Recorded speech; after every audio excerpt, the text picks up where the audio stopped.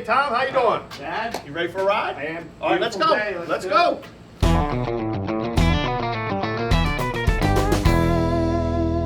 Hey, Tom, welcome to Coaches and Carts. Well, I'm glad it's my turn. Yeah, Looking forward to it. absolutely, absolutely. So we're getting back in the swing of things. Summer's kind of over, preseason in a couple days here. What's the thing that you look forward to most at the start of seasons? Well, it's been such a long break Yep. since we've got to be with our teams. You know, it was May the last time we saw them. So it's a long period to be away from the squad. Yeah. The main part of our job, the reason we like to do this is the coaching and the games and all that, right? So, that's a long period of waiting, that anticipation. Uh-huh. So we're finally here and we get to be together. And Get back that's in main the swing of things. Yeah. Great. What's the 22 campaign looking like? What are you thinking? Well, Dima, my assistant, and I are pretty optimistic that we're going to play. Results are sometimes out of your hands because there's a lot of situations and luck and things that are involved in getting the actual result. But we think we're going to be able to play really good soccer. I think the culture on the team is better than it's ever been.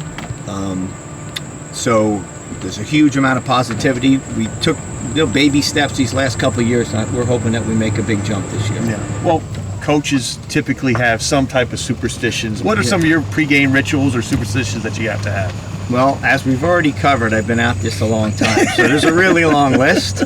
But back when I lived in New Jersey and was coaching there was a certain bagel shop around the corner that I had to, the morning of a game, if you didn't go in and get your bagel and your tea there, there's no way you're winning that game. Gotcha.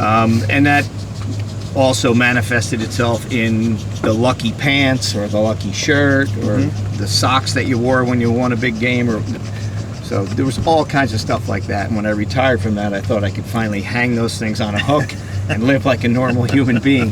But I don't know, those things kind of never completely go away. So I have a couple superstitions. It's usually, a piece of clothing or something that you kind of rely on to get you in a good mood. Okay. Knowing full well it has no bearing on the result.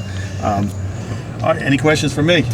Yeah, if you can look back in your mind 10 years ago, what prompted you to hire Roy Dunshee as the men's soccer coach here? Well, obviously I had no say in that hiring process. Oh, it's true. You were not the AD. So I wasn't the AD then. So I think, truth be told, I think he might have finished third or fourth on the list, but I think the top three turned it down. So a process of elimination was kind of now it's all making sense. Absolutely.